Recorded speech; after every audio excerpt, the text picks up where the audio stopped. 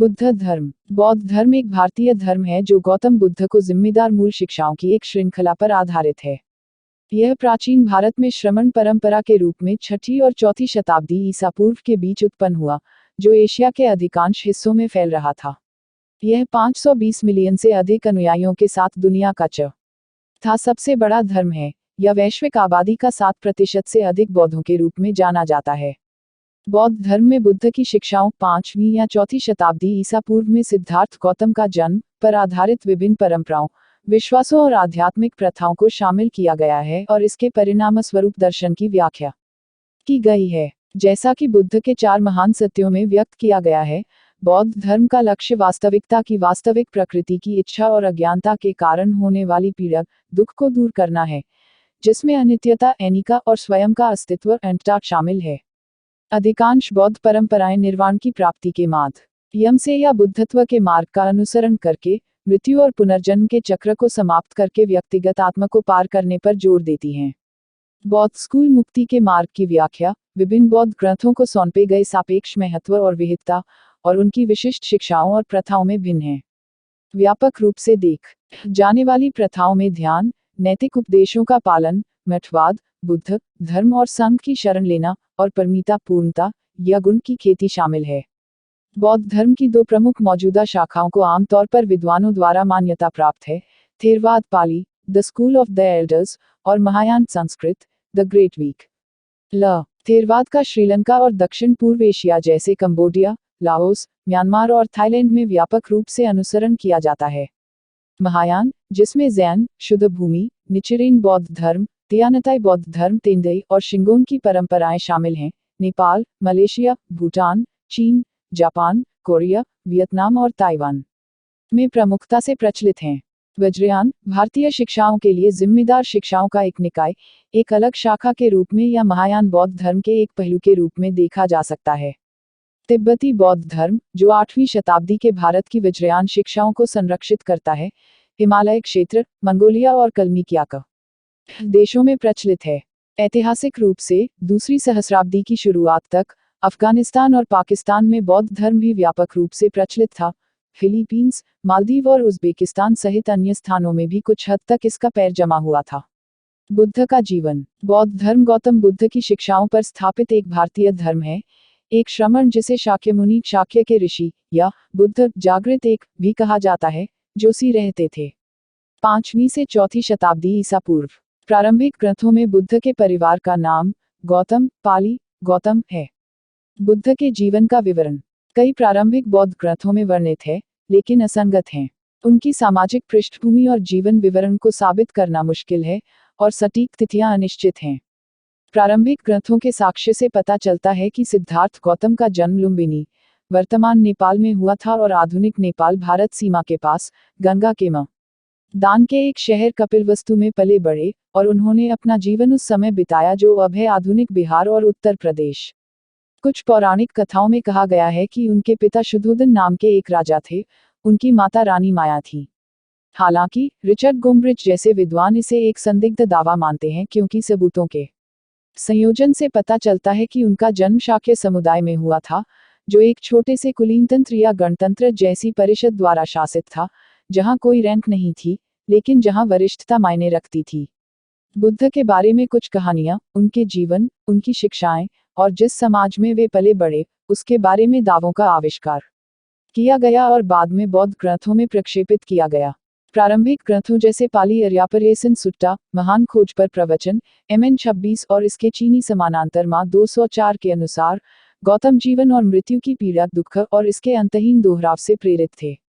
पुनर्जन्म के कारण। इस प्रकार वह दुख से मुक्ति पाने के लिए एक खोज पर निकल पड़ा, जिसे निर्वाण भी कहा जाता है। प्रारंभिक ग्रंथों और आत्मकथाओं में कहा गया है कि गौतम ने पहली बार ध्यान के 2 शिक्षकों के तहत अध्ययन किया, अर्थात अलारा कलामा संस्कृत, अर्दा कलामा और उद्धक रामपुत्र संस्कृत, उदरक रामपुत्र, ध्यान और दर्शन सीखना, विशेष रूप से शून्यत के क्षेत्र की ध्यान प्राप्ति, पूर्व से और बाद से, न तो धारणा और न ही गैर धारणा का क्षेत्र। इन शिक्षाओं को अपने लक्ष्य को प्राप्त करने के लिए अपर्याप्त पाते हुए, उन्होंने गंभीर तपस्या के अभ्यास की ओर रुख किया, जिसमें एक सख्त उपवास, शासन और सांस नियंत्रण के विभिन्न रूप शामिल थे। यह भी अपने लक्ष्य को प्राप्त करने में विफल रहा और फिर उन्होंने ध्यान के ध्यान अभ्यास की ओर रुख किया। वह प्रसिद्ध रूप से बोधगया शहर में एक फिकस धार्मिक वृक्ष के नीचे ध्यान में बैठे थे, जिसे अब बोधि वृक्ष कहा जाता है, और उन्होंने जागृति बोधि प्राप्त की। महासिक का सूत और समानाफल सूत जैसे विभिन्न प्रारंभिक ग्रंथों के अनुसार जागृति पर बुद्ध ने कर्म और उनके पूर्व जीवन के कामकाज में अंतर्दृष्टि प्राप्त की, साथ ही मानसिक दोषों आसव के अंत को प्राप्त किया। दुख और संसार में पुनर्जन्म का अंत। इस घटना ने दुख को समाप्त करने के लिए साधना के सही मार्ग का रूप में मध्यम मार्ग के बारे में निश्चितता भी ला दी। पूरी तरह से प्रबुद्ध बुद्ध के रूप में उन्होंने अनुयायियों को आकर्षित किया और एक संघ मठवासी आदेश की स्थापना की। उन्होंने अपना शेष जीवन अपने द्वारा खोजे गए धर्म को पढ़ाने में बिताया और फिर भारत के कुशीनगर में 80 वर्ष की आयु में अंतिम निर्वाण प्राप्त करते हुए उनकी मृत्यु हो गई। बुद्ध की शिक्षाओं को उनके अनुयायियों द्वारा प्रचारित किया गया था, जो कि पहली सहस्राब्दी ईसा पूर्व की पिछली शताब्दियों में विभिन्न बौद्ध विचारधारा के स्कूल बन गए, जिनमें से प्रत्येक के पास बुद्ध की विभिन्न व्याख्याओं और प्रामाणिक शिक्षाओं वाले ग्रंथों की अपनी टोकर थी। ये समय के साथ कई परंपराओं में विकसित हुए, जिनमें से थेरवाद, महायान और वज्रयान बौद्ध धर्म आधुनिक युग में अधिक प्रसिद्ध और व्यापक हैं। 4 आर्य सत्य, दुख और उसका अंत। 4 सत्य बौद्ध धर्म के मूल अभिविन्यास को व्यक्त करते हैं। हम अस्थायी राज्यों और चीजों के लिए तरसते और चिपके रहते हैं, जो दुख है, संतोषजनक और दर्दनाक है। यह हमें संसार, बार बार पुनर्जन्म, दुख और फिर से मरने के अंतहीन चक्र में फंसाए रखता है। लेकिन इस अंतहीन चक्र से निर्वाण की स्थिति में मुक्ति का एक तरीका है, अर्थात नोबल अष्टांगिक पथ का अनुसरण करना। दुख का सत्य बुनियादी अंतर्दृष्टि है कि इस सांसारिक दुनिया में जीवन अस्थायी अवस्थाओं और चीजों के प्रति अपनी पकड़ और लालसा के साथ दुख और असंतोषजनक है। दुख का अनुवाद संतोषजनक में असमर्थ, असंतोषजनक प्रकृति और सभी वातानुकूलित घटनाओं की सामान्य असुरक्षा के रूप में किया जा सकता है, या दर्दनाक। दुख को आमतौर पर पीड़ा के रूप में अनुवादित किया जाता है, लेकिन यह गलत है, क्योंकि यह एपिसोडिक पीड़ा को नहीं, बल्कि सुखद लेकिन अस्थायी अनुभवों सहित अस्थायी राज्यों और चीजों की आंतरिक रूप से असंतोषजनक प्रकृति को संदर्भित करता है। हम उन राज्यों और चीजों से खुशी की उम्मीद करते हैं जो अस्थायी हैं, और इसलिए वास्तविक खुशी प्राप्त नहीं कर सकते हैं। बौद्ध धर्म में दुख अस्तित्व के 3 निशानों में से एक है, साथ ही अनित्यता और अनात्मा गैर-स्व। बौद्ध धर्म अन्य प्रमुख भारतीय धर्मों की तरह यह दावा करता है कि सब कुछ अनित्य है, लेकिन उनके विपरीत यह भी दावा करता है कि जीवित प्राणियों अनात्मा में कोई स्थायी आत्मा या आत्मा नहीं है। अज्ञान या गलत धारणा अविद्या की कुछ भी स्थायी है या किसी भी प्राणी में स्वयं है, एक गलत समझ मानी जाती है और चिपकने और दुख का प्राथमिक स्रोत है। दुख तब उठता है जब हम लालसा करते हैं, पाली, तह और इन बदलती घटनाओं से चिपके रहते हैं। चिपके रहने और तृष्णा से कर्म उत्पन्न होते हैं, जो हमें संसार, मृत्यु और पुनर्जन्म के चक्र से बांधते हैं। लालसा में काम तन्हा, इंद्रिय सुख की लालसा शामिल है, भव तन्हा, पुनर्जन्म सहित जीवन और मृत्यु के चक्र को जारी रखने की लालसा, और विभव तन्हा, दुनिया और दर्दनाक भावनाओं का अनुभव न करने की लालसा। जब तृष्णा और जकड़न समाप्त हो जाती है या सीमित हो जाती है, तो दुख समाप्त हो जाता है या सीमित हो सकता है। इसका यह भी अर्थ है कि अब कोई कर्म नहीं हो रहा है और पुनर्जन्म समाप्त हो जाता है। समाप्ति निर्वाण है, उड़ाना और मन की शांत मोक्ष। मुक्ति के बौद्ध मार्ग का अनुसरण करने से व्यक्ति तृष्णा और अनित्य अवस्थाओं और वस्तुओं से चिपके रहने से छूटने लगता है। शब्द पथ को आमतौर पर नोबल 8 गुना पथ के रूप में लिया जाता है, लेकिन पथ के अन्य संस्करण भी निकायों में पाए जा सकते हैं। थेरवाद परंपरा 4 सत्यों में अंतर्दृष्टि को अपने आप में मुक्ति के रूप में मानती है। पुनर्जन्म का चक्र। संसार का अर्थ है भटकना या दुनिया, चक्रीय घुमावदार परिवर्तन के अर्थ के साथ। यह पुनर्जन्म के सिद्धांत और सभी जीवन पदार्थ अस्तित्व की चक्रीयता को संदर्भित करता है। बौद्ध धर्म की एक मौलिक धारणा, जैसा कि सभी प्रमुख भारतीय धर्मों के साथ है। बौद्ध धर्म में संसार को दुख, असंतोषजनक और दर्दनाक माना जाता है, जो इच्छा और अविद्या, अज्ञान और परिणामी कर्म से बना रहता है। पुनर्जन्म का सिद्धांत और क्षेत्र जिसमें ये पुनर्जन्म हो सकते हैं, बौद्ध धर्म में व्यापक रूप से विकसित किया गया है। विशेष रूप से तिब्बती बौद्ध धर्म अपने अस्तित्व के चक्र भावाक्रांत सिद्धांत के साथ। अस्तित्व के इस चक्र से मुक्ति, निर्वाण, बौद्ध धर्म की नींव और सबसे महत्वपूर्ण ऐतिहासिक औचित्य रहा है। बाद के बौद्ध ग्रंथों में दावा किया गया है कि पुनर्जन्म अस्तित्व के 6 क्षेत्रों में हो सकता है, अर्थात 3 अच्छे क्षेत्र स्वर्गीय, अर्ध देवता, मानव और 3 दुष्ट लोक, पशु, भूखे भूत, नारकीय। संसार समाप्त हो जाता है यदि कोई व्यक्ति निर्वाण प्राप्त करता है, इच्छाओं का उड़ाना और नश्वरता और गैर वास्तविकता में सच्ची अंतर्दृष्टि प्राप्त करना। पुनर्जन्म एक ऐसी प्रक्रिया को संदर्भित करता है जिसके द्वारा प्राणी जीवन के कई संभावित रूपों में से एक के रूप में जीवन के उत्तराधिकार से गुजरते हैं, जिनमें से प्रत्येक गर्भाधान से मृत्यु तक चलता है। बौद्ध विचार में इस पुनर्जन्म में किसी भी आत्मा को शामिल नहीं किया जाता है, क्योंकि इसके सिद्धांत संस्कृत अनात्मन आत्म सिद्धांत के सिद्धांत के कारण, जो एक स्थायी आत्मा या अपरिवर्तनीय शाश्वत आत्मा की अवधारणाओं को खारिज कर देता है, जैसा कि हिंदू धर्म में कहा जाता है और ईसाई धर्म। बौद्ध धर्म के अनुसार अंततः किसी भी प्राणी में आत्मा या किसी वस्तु में कोई सार नहीं है। बौद्ध परंपराएं परंपरागत रूप से इस बात पर असहमत हैं कि पुनर्जन्म लेने वाले व्यक्ति में क्या है, साथ ही साथ प्रत्येक मृत्यु के बाद पुनर्जन्म की तनी जल्दी होता है। कुछ बौद्ध परंपराओं का दावा है कि कोई आत्मा नहीं, सिद्धांत का अर्थ है कि कोई स्थायी स्वयं नहीं है, लेकिन एक अव्यक्त स्वयं है जो एक जीवन से दूसरे जीवन में प्रवास करता है। इसके विपरीत अधिकांश बौद्ध परंपराएं इस बात पर जोर देती हैं कि विज्ञान एक व्यक्ति की चेतना, हालांकि विकसित हो रही है, एक निरंतरता के रूप में मौजूद है और यह पुनर्जन्म और पुनर्मृत्यु से गुजरने का यंत्रवत आधार है। पुनर्जन्म किसी के कर्म द्वारा प्राप्त योग्यता या अवगुण पर निर्भर करता है, साथ ही साथ परिवार के किसी सदस्य द्वारा उसकी ओर से अर्जित किया जाता है। प्रत्येक पुनर्जन्म थेरवादिन के अनुसार 5 क्षेत्रों में से एक के भीतर होता है, या अन्य स्कूलों के अनुसार 6 स्वर्गीय, अर्ध देवता, मनुष्य, पशु, भूखे भूत और नारकीय। पूर्वी एशियाई और तिब्बती बौद्ध धर्म में पुनर्जन्म तात्कालिक नहीं है और एक जीवन और अगले जीवन के बीच एक मध्यवर्ती अवस्था तिब्बती बार्डो है। रूढ़िवादी थेरवाद स्थिति प्रतीक्षा को अस्वीकार करती है और यह दावा करती है कि किसी प्राणी का पुनर्जन्म तत्काल होता है। हालांकि पाली कैनन के संयुक्त निकाय में ऐसे अंश हैं जो इस विचार को समर्थन देते प्रतीत होते हैं कि बुद्ध ने एक जीवन और अगले जीवन के बीच एक मध्यवर्ती चरण के बारे में सिखाया था। कर्म बौद्ध धर्म में कर्म संसार को संचालित करता है, प्रत्येक प्राणी के लिए दुख और पुनर्जन्म का अंतहीन चक्र। अच्छे कुशल कर्म पाली कुशल और बुरे अकुशल कर्म पाली अकुशाला अचेतन पात्र आलय में बीज उत्पन्न करते हैं जो बाद में या तो इस जीवन में या बाद के पुनर्जन्म में परिपक्व होते हैं। कर्म का अस्तित्व बौद्ध धर्म में एक मूल विश्वास है, जैसा कि सभी प्रमुख भारतीय धर्मों के साथ है, और इसका तात्पर्य न तो भाग्यवाद से है और न ही किसी व्यक्ति के साथ जो कुछ भी होता है वह कर्म के कारण होता है।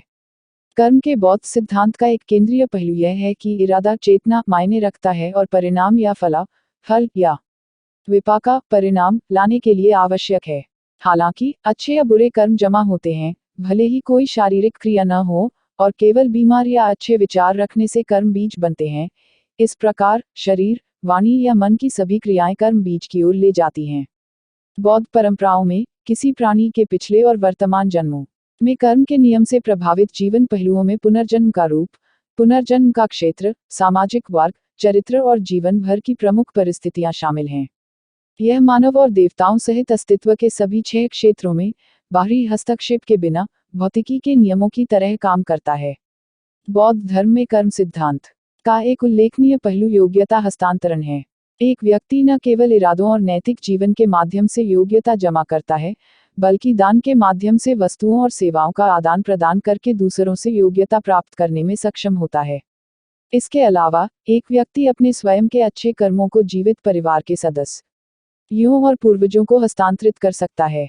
मुक्ति कलेशों की समाप्ति और निर्वाण की प्राप्ति, जिसके साथ पुनर्जन्म का चक्र समाप्त होता है, बुद्ध के समय से मठवासी जीवन के लिए बौद्ध पथ का प्राथमिक और सामाजिक लक्ष्य रहा है। शब्द पथ को आमतौर पर नोबल 8 गुना पथ के रूप में लिया जाता है, लेकिन पथ के अन्य संस्करण भी निकायों में पाए जा सकते हैं। पाली कैनन में कुछ अंशों में सही ज्ञान या अंतर्दृष्टि सम्मानाश और सही मुक्ति या मुक्ति विमुक्ति के बीच एक अंतर किया जा रहा है, जो कि निरोध और मुक्ति प्राप्त करने के साधन के रूप में है। निर्वाण का शाब्दिक अर्थ है बुझाना, बुझ जाना। प्रारंभिक बौद्ध ग्रंथों में यह संयम और आत्मनियंत्रण की स्थिति है जो उड़ाने और पुनर्जन्म और पुनर्मृत्यु से जुड़े कष्टों के चक्र को समाप्त करने की ओर ले जाती है। कई बाद के बौद्ध ग्रंथों में निर्वाण को पूर्ण शून्यता के साथ अनाथ के समान बताया गया है।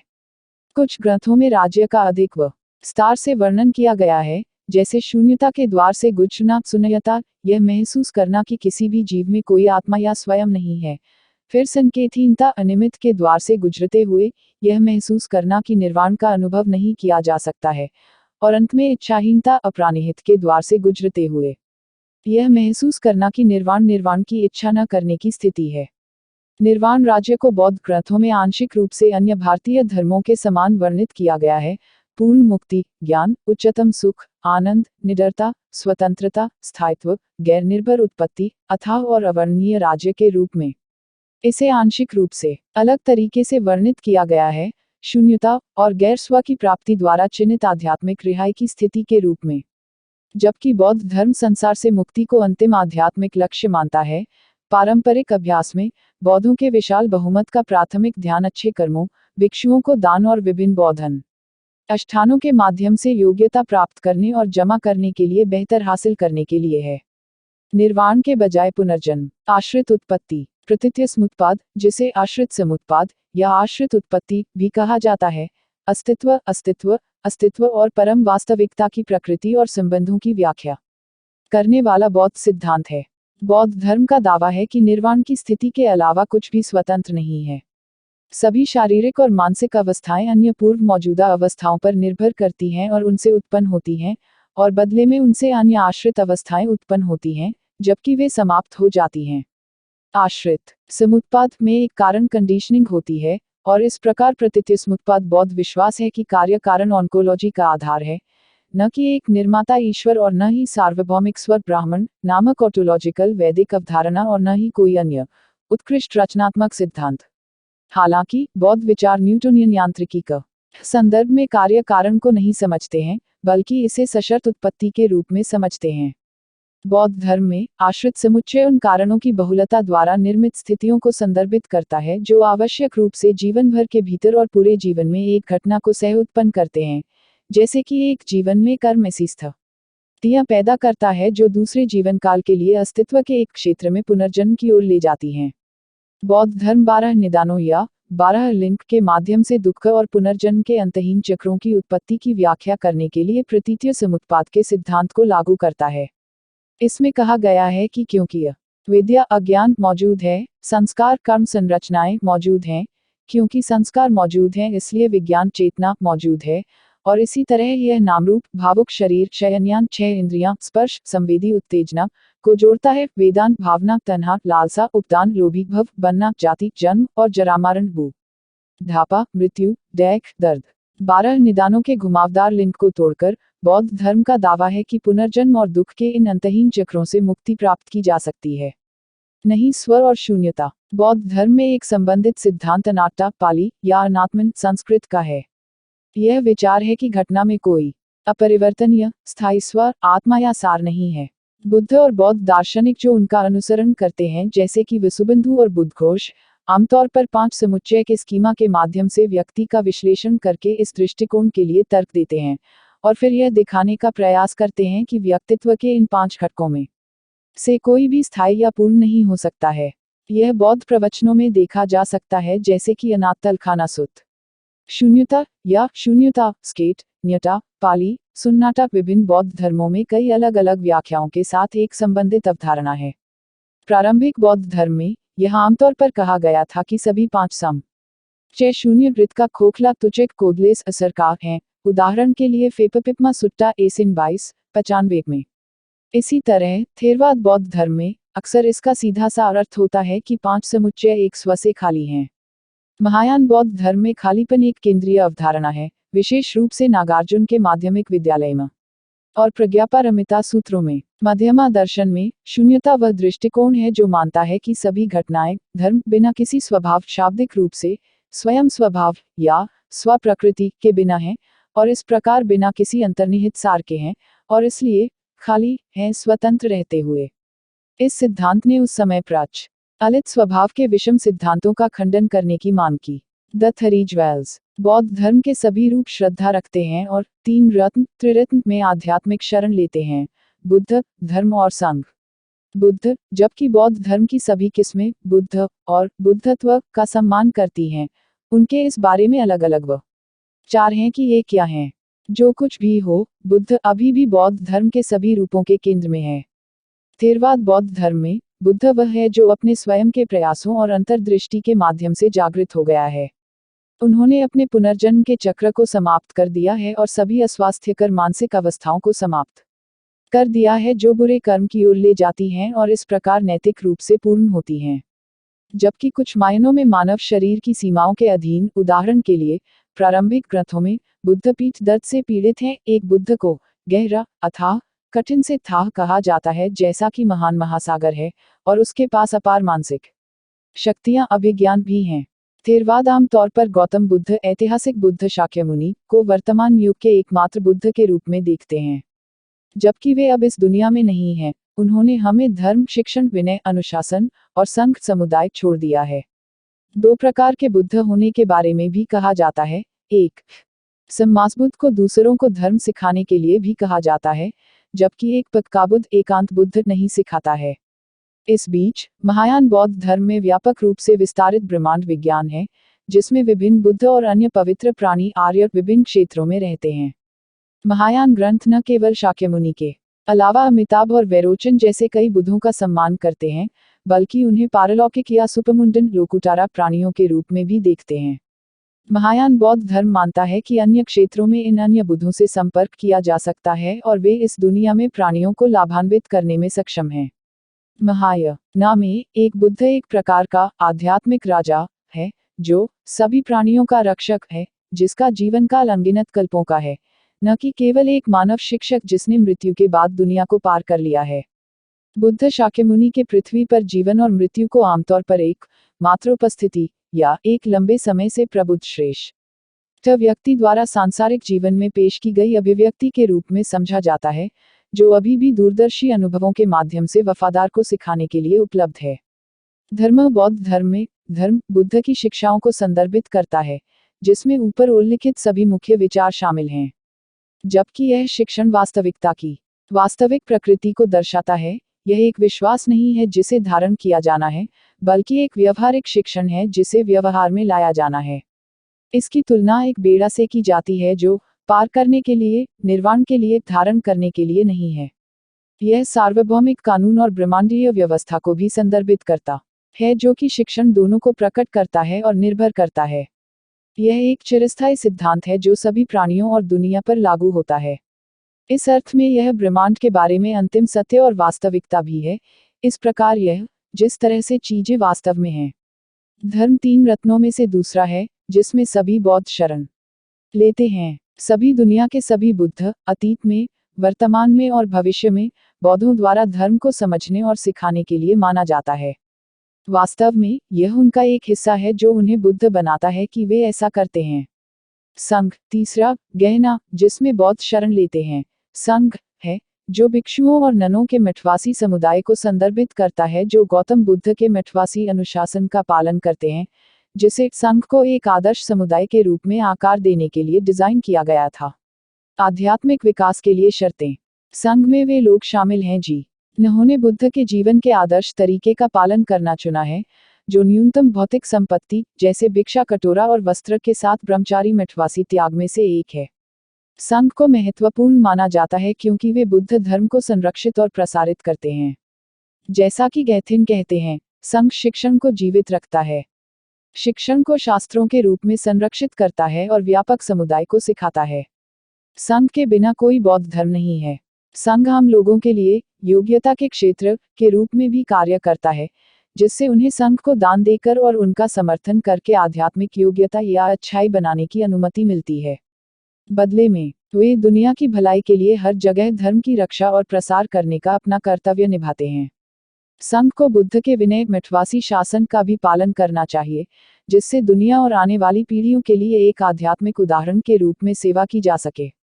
विनय नियम भी संघ को बाकी सामान्य समुदाय पर निर्भर रहने के लिए मजबूर करते हैं। उन्हें भोजन आदि के लिए भीख मांगना चाहिए और इस तरह संघ को आम समुदाय के साथ एक रिश्ते में खींच लेते हैं। संघ की एक अलग परिभाषा भी है, उन लोगों का जिक्र है जिन्होंने जागृति के किसी भी चरण को प्राप्त किया है, चाहे वे मठवासी हों या नहीं। इस संघ को आर्य संघ, महान संघ कहा जाता है। बौद्ध धर्म के सभी रूप आमतौर पर इन आर्यों का सम्मान करते हैं। पाली, आर्या, महान लोग या पवित्र लोग, जो आध्यात्मिक रूप से प्राप्त प्राणी हैं। आर्यों ने बौद्ध पथ का फल प्राप्त किया है। आर्य बनना बौद्ध धर्म के अधिकांश रूपों में एक लक्ष्य है। आर्य संघ में बोधिसत्व, अरहत और धारा प्रवेश करने वाले जैसे पवित्र प्राणी शामिल हैं। प्रारंभिक बौद्ध धर्म और थेरवाद बौद्ध धर्म में एक अरहत, शाब्दिक अर्थ योग्य, वह है जो बुद्ध की शिक्षा का पालन करके बुद्ध के समान जागृति बोधि तक पहुंच गया। उन्हें पुनर्जन्म और सभी मानसिक दोषों को समाप्त करने के रूप में देखा जाता है। एक बोधिसत्व जागृति के लिए बाध्य होना, इस बीच सी ऐसे व्यक्ति का नाम है जो बुद्ध के रूप में जागृति बोधि की दिशा में काम कर रहा है। सभी प्रारंभिक बौद्ध स्कूलों के साथ साथ थेरवाद के अनुसार एक बोधिसत्व माने जाने के लिए किसी को जीवित बुद्ध के सामने एक प्रतिज्ञा करनी होती है और उसे अपने भविष्य के बुद्धत्व की पुष्टि भी प्राप्त करनी होती है। थेरवाद में भविष्य के बुद्ध को मैत्रेय कहा जाता है और उन्हें एक बोधिसत्व के रूप में सम्मानित किया जाता है जो वर्तमान में भविष्य के बुद्धत्व के लिए काम कर रहा है। महायान बौद्ध धर्म आमतौर पर अरहत की प्राप्ति को एक निम्नतर के रूप में देखता है, क्योंकि इसे केवल व्यक्तिगत मुक्ति के लिए किया जाता है। इस प्रकार यह बोधिसत्व पथ को उच्चतम और सबसे सार्थक के रूप में बढ़ावा देता है। जबकि महायान में, जिसने बोधिचित्त को जन्म दिया है, बुद्ध बनने की इच्छा जो सभी प्राणियों के लिए करुणा की भावना से उत्पन्न होती है, को बोधिसत्व माना जाता है।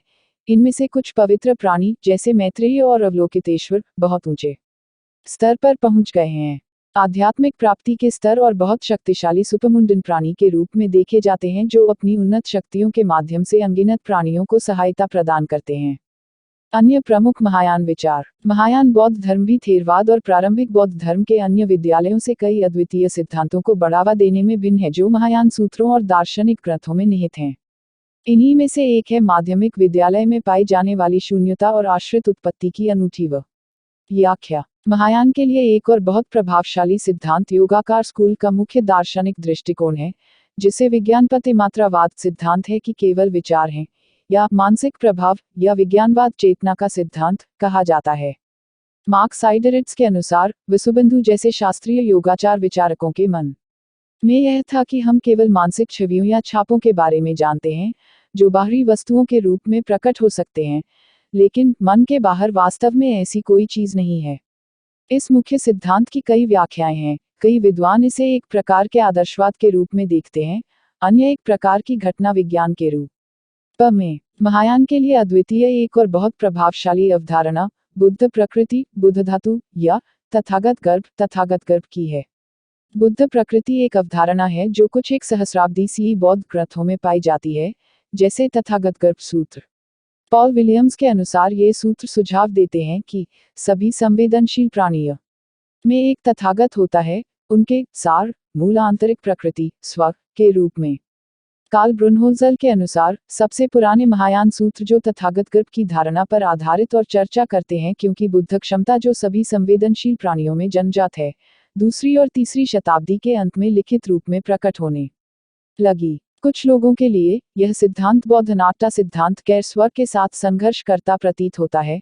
प्रमुख विद्वानों का मानना कि तथागत गर्भ सूत्र गैर बौद्धों को बौद्ध धर्म को बढ़ावा देने के लिए लिखे गए थे। यह लंकावतार सूत्र जैसे ग्रंथों में देखा जा सकता है, जिसमें कहा गया है कि बुद्ध प्रकृति को उन लोगों की मदद करने के लिए सिखाया जाता है जब वे अनाथ की शिक्षा सुनते हैं। रत्नागोत्र विभाग जैसे बौद्ध ग्रंथ स्पष्ट करते हैं कि तथागत गर्भ सिद्धांत में निहित स्व वास्तव में स्व नहीं है। बौद्ध विचार के इतिहास में बौद्ध विचारकों द्वारा अवधारणा की विभिन्न व्याख्याओं को उन्नत किया गया है और हिंदू आत्मा सिद्धांत जैसी किसी भी चीज से बचने का अधिकांश प्रयास किया गया है। ये भारतीय बौद्ध विचार विभिन्न सिंथेटिक तरीकों से तिब्बती बौद्ध धर्म और पूर्वी एशियाई बौद्ध धर्म में बाद के महायान दर्शन का आधार बनते हैं। मुक्ति के मार्ग। जबकि नोबल 8 गुना पथ पश्चिम में सबसे प्रसिद्ध है, विभिन्न बौद्ध परंपराओं में विभिन्न प्रकार के पथ और प्रगति के मॉडल का उपयोग और वर्णन किया गया है। हालांकि वे आमतौर पर सिला, नैतिकता, समाधि, ध्यान और प्रज्ञा ज्ञान जैसी बुनियादी प्रथाओं को साझा करते हैं, जिन्हें 3 क्षणों के रूप में जाना जाता है। एक महत्वपूर्ण अतिरिक्त अभ्यास प्रत्येक जीवित प्राणी और दुनिया के प्रति एक दयालु रवैया है। कुछ बौद्ध परंपराओं में भक्ति भी महत्वपूर्ण है, और तिब्बती परंपराओं में देवताओं और मंडलों के दृश्य महत्वपूर्ण हैं। विभिन्न बौद्ध परंपराओं में पाठ्य अध्ययन का मूल्य अलग अलग माना जाता है। यह थेरवाद का केंद्र है और तिब्बती बौद्ध धर्म के लिए अत्यधिक महत्वपूर्ण है, जबकि ज़ेन परंपरा एक स्पष्ट रुख अपनाती है। बौद्ध अभ्यास का एक महत्वपूर्ण मार्गदर्शक सिद्धांत मध्यम मार्ग मध्यम प्रतिपाद है। यह बुद्ध के पहले उपदेश का एक हिस्सा था, जहां उन्होंने नोबल 8 गुना पथ प्रस्तुत किया, जो तपस्या और सुखवादी इंद्रिय सुखों के चरम के बीच एक मध्य मार्ग था। बौद्ध धर्म में, हार्वे कहते हैं, पुनर्जन्म की व्याख्या करने के लिए आश्रित उत्पन्न होने, वातानुकूलित उत्पन्न होने, प्रतिसमुत्पाद के सिद्धांत को उन सिद्धांतों के बीच मध्य मार्ग के रूप में देखा जाता है कि पुनर्जन्म शाश्वतता में शामिल स्थायी आत्मा है और मृत्यु अंतिम है और कोई पुनर्जन्म नहीं है। विनाशवाद। प्रारंभिक ग्रंथों में मुक्ति के मार्ग। प्रारंभिक बौद्ध ग्रंथों में मुक्ति के मार्ग की एक सामान्य प्रस्तुति शैली स्नातक वार्ता है, जिसमें बुद्ध चरण दर चरण प्रशिक्षण देते हैं। प्रारंभिक ग्रंथों में क्रमिक पथ के कई अलग अलग क्रम पाए जा सकते हैं। विभिन्न बौद्ध विद्यालयों के बीच सबसे महत्वपूर्ण और व्यापक रूप से उपयोग की जाने वाली प्रस्तुतियों में से एक है नोबल 8 गुना पथ या महान लोगों का 8 गुना पथ SKT आर्यांग मार्ग। यह विभिन्न प्रवचनों में पाया जा सकता है। सबसे प्रसिद्ध धम्मचक्कप्रवर्तन सुत्त धर्मचक्र के मोड़ पर प्रवचन में अन्य सूत जैसे तेविज्जा सुट्टा और कुलाहथिब्दोपमा सुत्त मार्ग की एक अलग रूपरेखा देते हैं, हालांकि नैतिकता और ध्यान जैसे कई समान तत्वों के साथ। रूपर्ट कैथिन के अनुसार जागृति का मार्ग भी अक्सर एक और संक्षिप्त सूत्र द्वारा संक्षेपित किया जाता है: बाधाओं को त्यागना, दिमागी पन की 4 स्थापनाओं का अभ्यास और जागृति कारकों का विकास। नेक अष्टांगिक पथ में 8 परस्पर जुड़े हुए कारकों या स्थितियों का एक समूह होता है, जो एक साथ विकसित होने पर दुख की समाप्ति की ओर ले जाते हैं। ये 8 कारक हैं: सही दृष्टिकोण या सही समझ, सही इरादा या सही विचार, सही भाषण, सही कार्य, सही आजीविका, सही प्रयास, सही दिमागीपन और सही एकाग्रता। यह अष्टांगिक मार्ग 4 आर्य सत्यों में से चौथा है और दुख, पीड़ा, असंतोष की समाप्ति के मार्ग पर जोर देता है। मार्ग सिखाता है कि ज्ञानियों के मार्ग ने उनकी लालसा, जकड़न और कर्म संचय को रोक दिया और इस तरह उनके पुनर्जन्म और पीड़ा के अंतहीन चक्रों को समाप्त कर दिया। पथ की थेरवाद प्रस्तुतियां। थेरवाद बौद्ध धर्म एक विविध परंपरा है और इस प्रकार जागृति के मार्ग के विभिन्न स्पष्टीकरण शामिल हैं। हालांकि बुद्ध की शिक्षाओं को अक्सर थेरवादिनों द्वारा 4 आर्य सत्यों और 8वें पथ के मूल ढांचे में समाहित किया जाता है। कुछ थेरवाद बौद्ध भी बुद्धघोष के विशुद्धिमगा में बताए गए मार्ग की प्रस्तुति का अनुसरण करते हैं। इस प्रस्तुति को 7 शुद्धि, सत्ता विशुद्धि के रूप में जाना जाता है। यह स्कीमा और इसके साथ अंतर्दृष्टि ज्ञान, विपश्यना नाना की रूपरेखा का उपयोग आधुनिक प्रभावशाली थेरवादिन विद्वानों द्वारा किया जाता है, जैसे कि महासी सय दाव। उनके अंतर्दृष्टि की प्रगति और न्यातिलोक थेरा, बुद्ध के पथ से उद्धार में। पथ की महायान प्रस्तुतियां। महायान बौद्ध धर्म मुख्यतः बोधिसत्व के मार्ग पर आधारित है। एक बोधिसत्व उस व्यक्ति को संदर्भित करता है जो बुद्धत्व के मार्ग पर है। महायान शब्द मूल रूप से बोधिसत्वयान या बोधिसत्व वाहन का पर्याय था। महायान बौद्ध धर्म के शुरुआती ग्रंथों में बोधिसत्व का मार्ग बोधिचित्त को जगाना था। पहली और तीसरी शताब्दी ईस्वी के बीच इस परंपरा ने 10 भूमि सिद्धांत पेश किया, जिसका अर्थ है जागरण के 10 स्तर या चरण। इस विकास के बाद यह स्वीकार किया गया कि एक वर्तमान जीवन काल में बुद्धत्व प्राप्त करना असंभव है और सबसे अच्छा लक्ष्य स्वयं के लिए निर्वाण नहीं है, बल्कि कई पुनर्जन्मों के दौरान 10 स्तरों पर चढ़ने के बाद बुद्धत्व है। महायान विद्वानों ने भिक्षुओं और आम लोगों के लिए एक विस्तृत मार्ग की रूपरेखा तैयार की और पथ में अन्य प्राणियों को बौद्ध ज्ञान सिखाने में मदद करने का संकल्प शामिल है, ताकि भविष्य में पुनर्जन्म में बुद्धत्व तक पहुंचने के बाद उन्हें संसार को पार करने और खुद को मुक्त करने में मदद मिल सके। इस मार्ग का एक हिस्सा बुद्ध के कई पुनर्जन्मों की जातक कथाओं से प्राप्त पारमिता पार करने के लिए सिद्धियां हैं। बोधिसत्व भीमियों के सिद्धांत को भी अंततः योगकारा स्कूल द्वारा 5 पथ की सर्वस्तिवाद वैभिका स्कीमा के साथ मिला दिया गया था। यह महायान 5 पथ प्रस्तुति असंग के महायान संग्रह में देखी जा सकती है। महायान ग्रंथ परमिटों की चर्चा में असंगत हैं और कुछ ग्रंथों में 2, अन्य 4, 6, 10 और 52 की सूचियां शामिल हैं। 6 पारमिताओं का सबसे अधिक अध्ययन किया गया है और ये हैं: दान परमिता, देने की पूर्णता, मुख्य रूप से भिक्षुओं, भिक्षुणियों और बौद्ध मठवासी प्रतिष्ठानों के लिए, जो धार्मिक योग्यता पैदा करने के बदले में आम गृहस्थों के भिक्षा और उपहार पर निर्भर थे। कुछ ग्रंथ किसी और को बेहतर पुनर्जन्म के लिए संचित योग्यता को अनुष्ठानिक रूप से स्थानांतरित करने की सलाह देते हैं।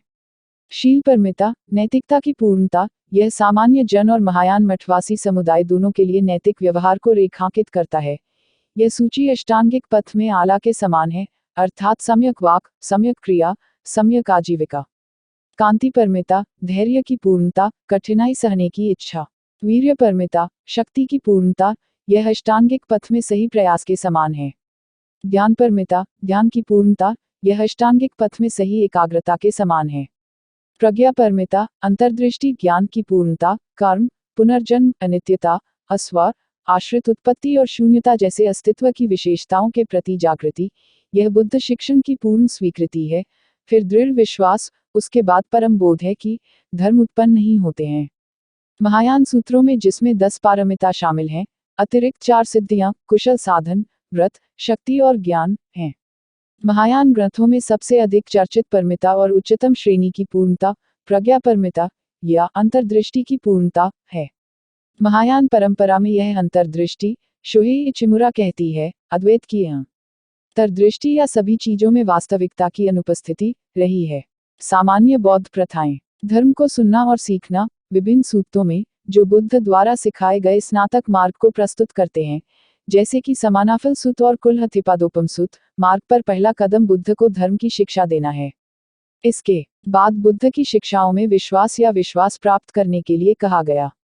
येन शुन जैसे महायान बौद्ध शिक्षक भी कहते हैं कि धर्म को सुनना और बौद्ध प्रवचनों का अध्ययन आवश्यक है, यदि कोई बुद्ध धर्म सीखना और अभ्यास करना चाहता है। इसी तरह भारत तिब्बत बौद्ध धर्म में पथ के चरण लामरिम ग्रंथ आमतौर पर बौद्ध शिक्षाओं को एक महत्वपूर्ण प्रारंभिक अभ्यास के रूप में सुनने की गतिविधि को रखते हैं। शरण, परंपरागत रूप से अधिकांश बौद्ध स्कूलों में पहले कदम के लिए 3 शरणार्थियों को लेने की आवश्यकता होती है, जिसे थ्री ज्वेल्स संस्कृत, त्रिरत्न, पाली, तिरत्न भी कहा जाता है, जो किसी के धार्मिक अभ्यास की नींव है। यह प्रथा ऋग्वेद 9.9747, ऋग्वेद 6.469 और छांदोग्य उपनिषद 2.223-4 में पाए जाने वाले ट्रिपल शरण के ब्राह्मणवादी मूलभाव से प्रभावित हो सकती है। तिब्बती बौद्ध धर्म कभी कभी लामा में चौथा आश्रय जोड़ता है। बौद्धों द्वारा 3 शरण स्थलों को सुरक्षात्मक और श्रद्धा का एक रूप माना जाता है। शरण लेने के लिए दोहराया गया प्राचीन सूत्र पुष्टि करता है कि मैं शरण के रूप में बुद्ध के पास जाता हूँ, मैं शरण के रूप में धम्म में जाता हूँ, मैं शरण के रूप में संघ में जाता हूँ। हार्वे के अनुसार 3 शरण स्थलों को पढ़ना छिपने की जगह के रूप में नहीं माना जाता है, बल्कि एक विचार है जो दिल को शुद्ध, उत्थान और मजबूत करता है। शिला संस्कृत या शीला पाली नैतिक गुणों की अवधारणा है, जो कि दूसरा समूह है और महान 8 गुणापथ का एक अभिन्न अंग है। इसमें आमतौर पर सही भाषण, सही कार्रवाई और सही आजीविका शामिल होती है। बौद्ध धर्म में नैतिकता के सबसे बुनियादी रूपों में से एक नियमों को लेना है। इसमें आम लोगों के लिए 5 उपदेश, मठवासी जीवन के लिए 8 या 10 उपदेश, साथ ही एक मठ द्वारा अपनाए गए धम्म, विनय या प्रतिमोक्ष के नियम शामिल हैं। बौद्ध नैतिकता के अन्य महत्वपूर्ण तत्वों में दान, मेट्टा, सद्भावना, ध्यान, अपमादा, आत्मसम्मान, क्रिया और परिणामों के संबंध, अपत्रप्य शामिल हैं। बौद्ध धर्मग्रंथ बौद्ध नैतिकता के न्यूनतम मानक के रूप में 5 उपदेशों पाली, पंचशीला, संस्कृत, पंचकला की व्याख्या करते हैं। यह मठवासी नियमों के साथ साथ बौद्ध धर्म में नैतिकता की सबसे महत्वपूर्ण प्रणाली है। 5 उपदेशों को सभी बौद्धों के लिए लागू एक बुनियादी प्रशिक्षण के रूप में देखा जाता है। मैं सांस लेने वाले प्राणियों पर हमले से बचने के लिए प्रशिक्षण नियम सिक्खापदम का पालन करता हूँ। इसमें आदेश देना या किसी और को मारने का कारण बनाना शामिल है। पाली सूत्रों में यह भी कहा गया है कि किसी को दूसरों की हत्या को स्वीकार नहीं करना चाहिए और उसे सभी जीवित प्राणियों के कल्याण के लिए ईमानदार, दयालु, कांपना होना चाहिए। जो नहीं दिया जाता है उसे लेने से परहेज करने के लिए मैं प्रशिक्षण नियम का पालन करता हूँ। हार्वे के अनुसार इसमें धोखाधड़ी, जालसाजी के साथ साथ गलत तरीके से इनकार करना शामिल है कि कोई किसी के कर्ज में है। मैं इंद्रिय सुख से संबंधित दुराचार से दूर रहने के लिए प्रशिक्षण नियम का पालन करता हूँ। यह आमतौर पर व्यभिचार, साथ ही बलात्कार और अनाचार को संदर्भित करता है। यह उन लोगों के साथ यौन संबंध पर भी लागू होता है जो कानूनी रूप से एक अभिभावक के संरक्षण में हैं। अलग अलग बौद्ध संस्कृतियों में इसकी अलग अलग तरीकों से व्याख्या भी की जाती है। मैं झूठे भाषण से दूर रहने के लिए प्रशिक्षण नियम का पालन करता हूँ। हार्वे के अनुसार इसमें झूठ बोलना, धोखा या अतिशयोक्ति का कोई भी रूप शामिल है, यहाँ तक इशारों या अन्य संकेत द्वारा गैर मौखिक धोखा या भ्रामक बयान। उपदेश को अक्सर गलत भाषण के अन्य रूपों जैसे विभाजनकारी भाषण, कठोर, अपमानजनक, क्रोधित शब्द और यहाँ तक बेकार बकबक के रूप में भी देखा जाता है। मैं मादक पेय या नशीली दवाओं से दूर रहने के लिए प्रशिक्षण नियम का पालन करता हूँ जो लापरवाही का अवसर है। हार्वे के अनुसार नशा जीवन के कष्टों का सामना करने के बजाय नकाब उतारने के तरीके के रूप में देखा जाता है। इसे किसी की मानसिक स्पष्टता, दिमागीपन और अन्य 4 उपदेशों को रखने की क्षमता के लिए हानिकारक के रूप में देखा जाता है। 5 उपदेशों का पालन और पालन गैर नुकसान पाली और संस्कृत अहिंसा के सिद्धांत पर आधारित है। पाली सिद्धांत सलाह देता है कि व्यक्ति अपनी तुलना दूसरों से करे और उसके आधार पर दूसरों को चोट न पहुंचाए। कर्म प्रतिशोध में करुणा और विश्वास उपदेशों की नींव बनाते हैं। 5 उपदेशों का पालन घर और स्थानीय मंदिर दोनों में नियमित रूप से भक्ति अभ्यास का हिस्सा है। हालांकि लोग उन्हें किस हद तक रखते हैं, यह प्रतीक क्षेत्र और समय में भिन्न होता है। उन्हें कभी कभी महायान परंपरा में श्रावकायन उपदेशों के रूप में संदर्भित किया जाता है, जो उन्हें बोधिसत्व उपदेशों से अलग करते हैं। 5 उपदेश आज्ञाएं नहीं हैं और अपराध धार्मिक प्रतिबंधों को आमंत्रित नहीं करते हैं, लेकिन उनकी शक्ति कर्म परिणामों में बौद्ध विश्वास और बाद के जीवन में उनके प्रभाव पर आधारित है। बौद्ध मान्यता में हत्या करने से नरक लोक में पुनर्जन्म होता है, और यदि हत्या का शिकार साधु था तो अधिक गंभीर परिस्थितियों में लंबे समय तक व्यभिचार, इसी तरह वेश्या के रूप में या नरक में पुनर्जन्म को आमंत्रित करता है। यह इस बात पर निर्भर करता है कि साथी अविवाहित था या विवाहित था। कर्म और पुनर्जन्म में संबद्ध विश्वास के माध्यम से इन नैतिक उपदेशों को बौद्ध संस्कृति में स्वेच्छा से स्वयं लागू किया गया है। बौद्ध सिद्धांत के भीतर उपदेश ज्ञान के मार्ग पर प्रगति करने के लिए मन और चरित्र को विकसित करने के लिए हैं। बौद्ध धर्म में मठवासी जीवन में पतिमोक्ष के हिस्से के रूप में अतिरिक्त उपदेश हैं, और आम लोगों के विपरीत भिक्षुओं द्वारा किए गए अपराध प्रतिबंधों को आमंत्रित करते हैं। संघ से पूर्ण निष्कासन हत्या, संभोग में शामिल होने, चोरी या किसी के ज्ञान के बारे में झूठे दावों के किसी भी उदाहरण के बाद होता है। अस्थायी निष्कासन एक कम अपराध का अनुसरण करता है। प्रतिबंध प्रति मठवासी बिरादरी निकाय में भिन्न होते हैं।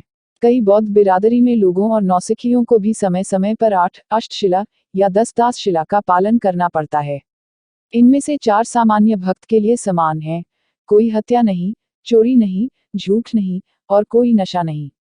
अन्य 4 उपदेश हैं: कोई यौन गतिविधि नहीं, गलत समय पर खाने से परहेज करें, जैसे दोपहर से पहले केवल ठोस भोजन करें, आभूषण, इत्र, अलंकरण, मनोरंजन से दूर रहें, ऊंचे बिस्तर पर सोने से परहेज करें यानी जमीन पर चटाई बिछाकर सोएं। सभी 8 उपदेश कभी कभी अपोशात के दिनों में लोगों द्वारा देखे जाते हैं: पूर्णिमा, अमावस्या, चंद्र कैलेंडर के बाद पहली और आखिरी तिमाही। 10 उपदेशों में धन स्वीकार करने से बचना भी शामिल है। इन उपदेशों के अलावा बौद्ध मठों में आचरण के सैकड़ों नियम हैं, जो इसके पतिमोक्ष का एक हिस्सा हैं। विनय भिक्षुओं या ननों के एक संघ के लिए विशिष्ट आचार संहिता है। इसमें पातिमोक्ष 227 अपराधों का एक समूह शामिल है, जिसमें भिक्षुओं के लिए मर्यादा के 75 नियम शामिल हैं। साथ ही थेरवादन परंपरा में अपराध के लिए दंड भी शामिल है। विनय पिटक विनय पर ग्रंथ की सटीक सामग्री अलग अलग स्कूलों और परंपराओं में भी नान होती है, और विभिन्न मठों ने इसके कार्यान्वयन पर अपने स्वयं के मानक निर्धारित किए हैं। सभी भिक्षुओं की एक अनुष्ठान सभा में हर पखवाड़े में पट्टिमोक्ष की सूची का पाठ किया जाता है। सभी बौद्ध परंपराओं में मठों के लिए विनय नियमों के साथ बौद्ध पाठ का पता लगाया गया है, जिसमें सबसे पुराना जीवित प्राचीन चीनी अनुवाद है। बौद्ध परंपरा में मठवासी समुदायों ने परिवार और समुदाय के लिए सामान्य सामाजिक संबंधों को काट दिया और खुद के लिए द्वीप के रूप में रहते हैं। एक मठवासी बिरादरी के भीतर एक संघ के अपने नियम होते हैं। एक साधु इन संस्थागत नियमों का पालन करता है, और विनय के अनुसार जीवन जीना केवल एक साधन न है, बल्कि अपने आप में लगभग साध्य है। संघ विनय नियमों पर एक भिक्षु द्वारा उल्लंघन प्रवर्तन को आमंत्रित करता है, जिसमें अस्थायी या स्थायी निष्कासन शामिल हो सकता है। संयम और त्याग बुद्ध द्वारा सिखाया गया एक अन्य महत्वपूर्ण अभ्यास इंद्रियों का संयम इंद्रिया संवर है। विभिन्न स्नातक पथों में इसे आमतौर पर एक अभ्यास के रूप में प्रस्तुत किया जाता है जिसे औपचारिक बैठे ध्यान से पहले सिखाया जाता है और जो ध्यान की इच्छाओं को कमजोर करके ध्यान का समर्थन करता है जो ध्यान में बाधा है। अनालयों के अनुसार इंद्रिय संयम तब होता है जब कोई इंद्रियों के प्रभावों को इच्छाओं और असंतोष की ओर ले जाने से रोकने के लिए इंद्रिय द्वार की रक्षा करता है। यह इंद्रिय प्रभाव का परिहार नहीं है, बल्कि इंद्रिय छापों की ओर एक प्रकार का सचेतन ध्यान है जो उनकी मुख्य विशेषताओं या संकेतों निमित्त पर नहीं रहता है। यह हानिकारक प्रभावों को दिमाग में प्रवेश करने से रोकने के लिए कहा जाता है। ऐसा कहा जाता है कि यह अभ्यास एक आंतरिक शांति और खुशी को जन्म देता है जो एकाग्रता और अंतर्दृष्टि का आधार बनता है। एक संबंधित बौद्ध गुण और अभ्यास त्याग है या इच्छाहीनता नेकम्मा का इरादा है। सामान्यतः त्याग उन कार्यों और इच्छाओं का त्याग है जिन्हें मार्ग में अहितकर के रूप में देखा जाता है, जैसे कि कामुकता और सांसारिक चीजों की वासना। त्याग की खेती विभिन्न तरीकों से की जा सकती है। उदाहरण के लिए देने की प्रथा त्याग की साधना का एक रूप है। एक और है जीवन का त्याग करना और मठवासी बनना भिक्षु भिक्षुनी। ब्रह्मचर्य का अभ्यास करना चाहे भिक्षु के रूप में जीवन के लिए हो या अस्थायी रूप से भी त्याग का ही एक रूप है। कई जातक कहा निया जैसे कि बुद्ध ने पिछले जन्मों में त्याग का अभ्यास कैसे किया, इस पर ध्यान केंद्रित किया। बुद्ध द्वारा सिखाए गए त्याग की खेती करने का एक तरीका कामुक आनंद कामना अदिनावा के खतरों या नकारात्मक परिणाम का चिंतन अनुपेक्षना है। स्नातक प्रवचन के भाग के रूप में इस चिंतन को देने और नैतिकता के अभ्यास के बाद सिखाया जाता है। बुद्ध द्वारा सिखाई गई त्याग और इंद्रिय संयम के लिए एक और संबंधित अभ्यास खाने में संयम या भोजन के साथ संयम है, जो भिक्षुओं के लिए आमतौर पर दोपहर के बाद भोजन नहीं करना है। धार्मिक अनुष्ठान उपोष के विशेष दिनों के दौरान भक्त लोग भी इस नियम का पालन करते हैं। उपोष का पालन करने में त्याग से संबंधित अन्य अभ्यास भी शामिल हैं, मुख्यतः 8 उपदेश। बौद्ध मठवासियों के लिए त्याग को कई वैकल्पिक तपस्वियों के माध्यम से भी प्रशिक्षित किया जा सकता है जिन्हें धूतगा कहा जाता है। विभिन्न बौद्ध परंपराओं में उपवास पर ध्यान केंद्रित करने वाली अन्य संबंधित प्रथाओं का पालन किया जाता है। दिमागीपन और स्पष्ट समझ माइंडफुलनेस नामक संकाय का प्रशिक्षण पाली, सती, संस्कृत, स्मृति, शाब्दिक अर्थ, स्मरण बौद्ध धर्म में केंद्रीय है। इनलायो के अनुसार माइंडफुलनेस वर्तमान क्षण की पूर्ण जागरूकता है जो याददाश्त को बढ़ाती और मजबूत करती है। भारतीय बौद्ध दार्शनिक असंग ने माइंडफुलनेस को इस प्रकार परिभाषित किया, यह अनुभव की गई वस्तु के संबंध में मन द्वारा गैर विस्मरण है। इसका कार्य गैर व्याकुलता है। रूपर्ट कैथिन के अनुसार सती चीजों के संबंध में चीजों के बारे में जागरूकता है और इसलिए उनके सापेक्ष मूल्य के बारे में जागरूकता है। शुरुआती प्रवचनों में दिमागीपन को प्रशिक्षित करने के लिए अलग अलग अभ्यास और अभ्यास हैं, जैसे कि 4 सतीपस्थान संस्कृत, स्मृतिपस्थान, माइंडफुलनेस की स्थापना और आनापानसति संस्कृत, आनापान स्मृति, सांस लेने की दिमागीपन। एक करीबी से संबंधित मानसिक संकाय, जिसे अक्सर दिमागीपन के साथ कंधे से कंधा मिलाकर उल्लेख किया जाता है, वह है संपजना स्पष्ट समझ। यह है क्षमता, यह समझने की क्षमता है कि कोई व्यक्ति क्या कर रहा है और दिमाग में क्या हो रहा है और क्या यह हानिकारक या स्वस्थ राज्यों। ध्यान बौद्ध परंपराओं में ध्यान प्रथाओं की एक विस्तृत श्रृंखला विकसित हुई है, लेकिन ध्यान मुख्य रूप से समाधि की प्राप्ति और ध्यान के अभ्यास को संदर्भित करता है। पाली झाना समाधि चेतना की एक शांत, विचलित, एकीकृत और एकाग्र अवस्था है। इसे असंग द्वारा जांच की जाने वाली वस्तु पर मन की एक बिंदुता के रूप में परिभाषित किया गया है। इसके कार्य में ज्ञान को आधार देना शामिल है। ध्यान पूर्ण संभाव और जागरूकता उपेक्षा सति परिशुद्धि की स्थिति है, केंद्रित मानसिक प्रशिक्षण के माध्यम से पहुंचा।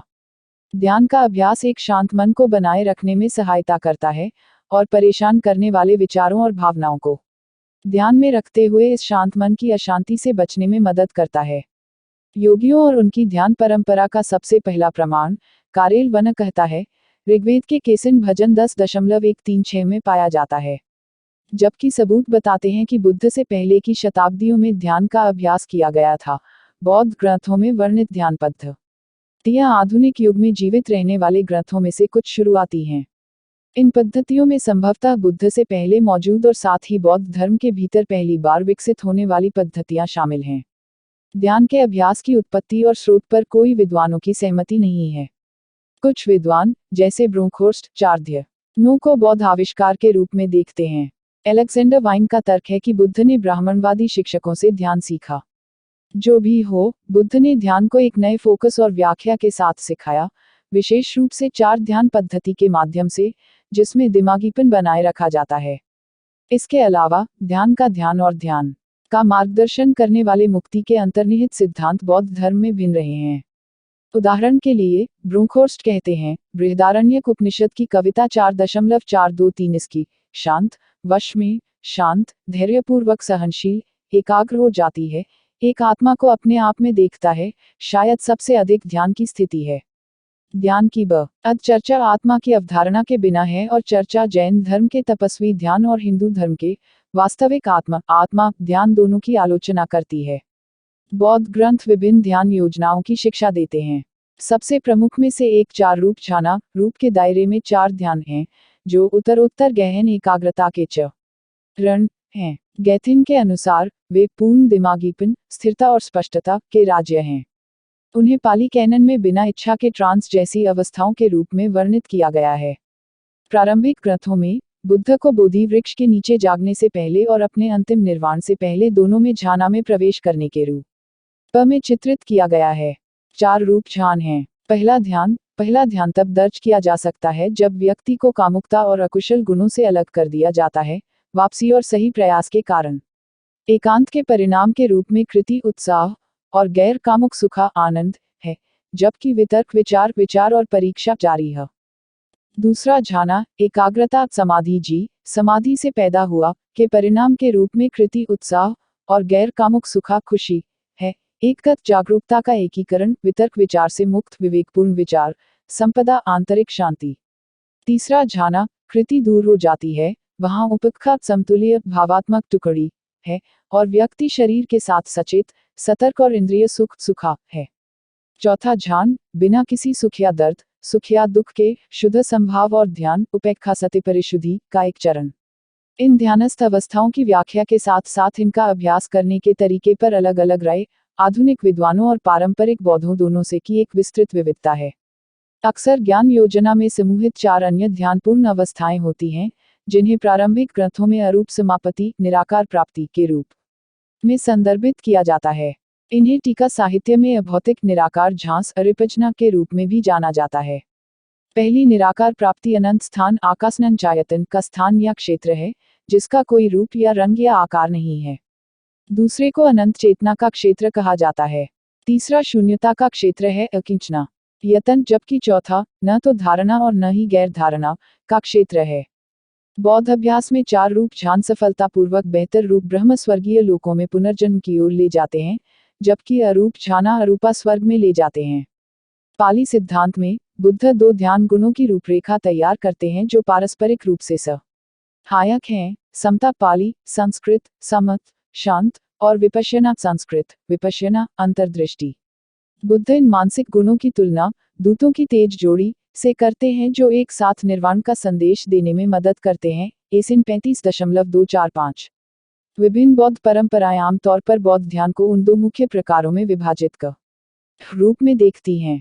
समथा को शांत करने वाला ध्यान भी कहा जाता है, और यह मन को स्थिर और एकाग्र करने पर ध्यान केंद्रित करता है, यानी समाधि और 4 ध्यान विकसित करना। डैमियन के उनके अनुसार विपश्यना इस बीच मर्मज्ञ और महत्वपूर्ण अंतर्दृष्टि पन्ना की पीढ़ी पर केंद्रित है। इन गुणों या ध्यान के रूपों के संबंध में विभिन्न बौद्ध परंपराओं के भीतर कई सैद्धांतिक दृष्टिकोण और असहमति हैं। उदाहरण के लिए, पाली 4 वेज टू अरहंतशिप सुट्टा AN 4.170 में यह कहा गया है कि व्यक्ति एक ही समय में शांत और फिर अंतर्दृष्टि और फिर शांत या दोनों विकसित कर सकता है। इस बीच वसुबंधु के अभिधर्म को शिकार कामे विपश्यना का अभ्यास करने के बारे में कहा जाता है कि एक बार ध्यान की 4 नींव स्मृत्युपस्थान की खेती करके समाधि पर पहुंच गया है। ला वैली पॉसन की टिप्पणियों के साथ शुरुआत करते हुए विद्वानों की एक श्रृंखला ने तर्क दिया है कि ये 2 ध्यान प्रकार ध्यान के उपयोग के संबंध में 2 अलग अलग प्राचीन बौद्ध परंपराओं के बीच तनाव को दर्शाते हैं, एक जो अंतर्दृष्टि आधारित अभ्यास पर केंद्रित है और दूसरा जो विशुद्ध रूप से ध्यान पर केंद्रित है।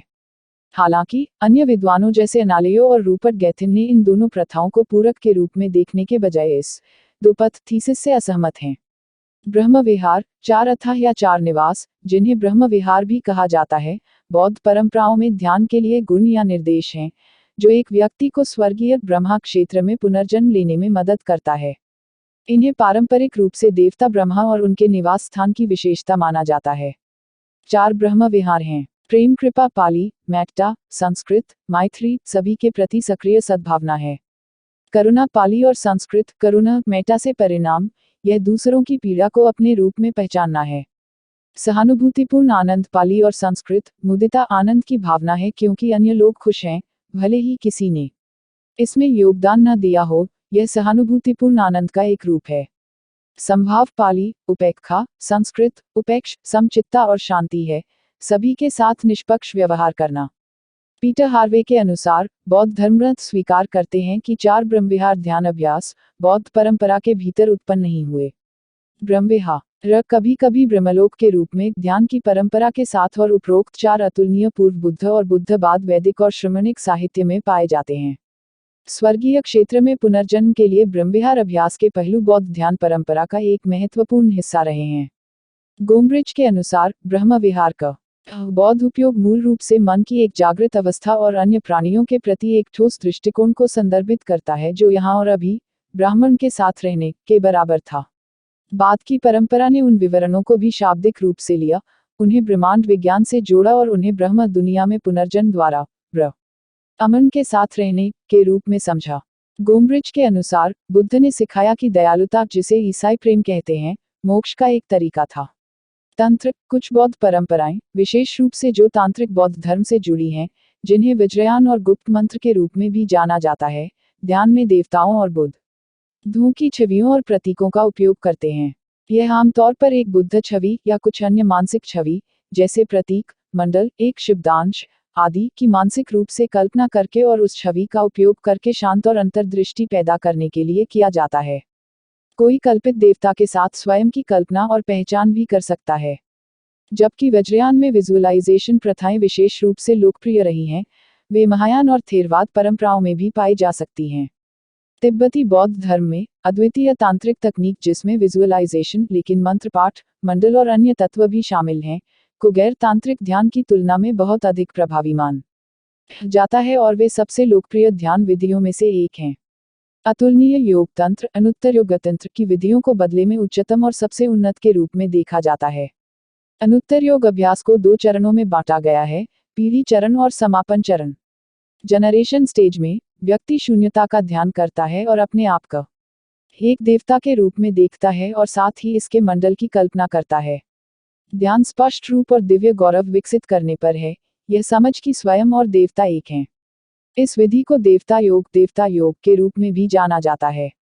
कई ध्यान देवताओं यिदम का उपयोग किया जाता है, जिनमें से प्रत्येक में एक मंडल होता है। ध्यान में उपयोग किया जाने वाला एक गोलाकार प्रतीकात्मक नक्शा। समापन चरण में उत्पन्न छवि के आधार पर अंतिम वास्तविकता पर ध्यान दिया जाता है।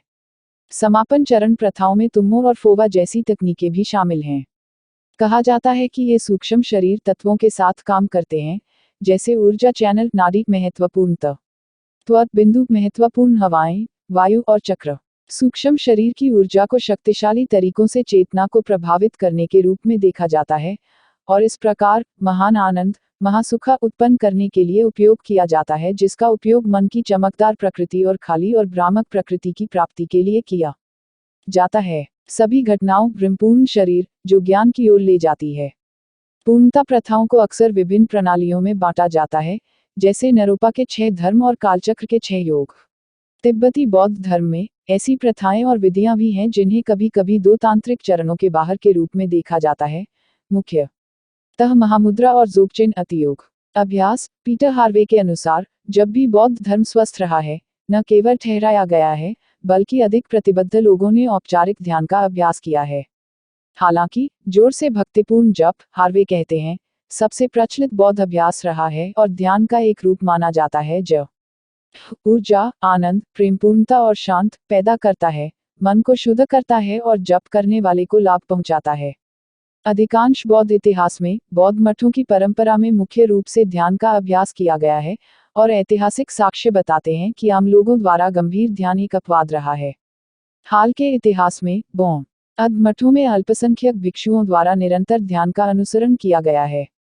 ध्यान में पश्चिमी रुचि ने एक पुनरुद्धार का नेतृत्व किया है, जहां प्राचीन बौद्ध विचारों और उपदेशों को पश्चिमी रीति रिवाजों के अनुकूल बनाया गया है और उदारतापूर्वक व्याख्या की गई है। बौद्ध धर्म को आध्यात्मिकता के ध्यान आधारित रूप के रूप में प्रस्तुत किया गया है। अंतर्दृष्टि और ज्ञान, प्रज्ञा संस्कृत या पन्ना पाली ज्ञान है, या अस्तित्व की वास्तविक प्रकृति का ज्ञान है। एक और शब्द जो प्रज्ञा से जुड़ा है और कभी कभी इसके बराबर होता है, वह है विपश्यना पाली या विपश्यना संस्कृत, जिसे अक्सर अंतर्दृष्टि के रूप में अनुवादित किया जाता है। बौद्ध ग्रंथों में अंतर्दृष्टि के संकाय को अक्सर दिमागीपन के 4 प्रतिष्ठानों के माध्यम से खेती की जाती है।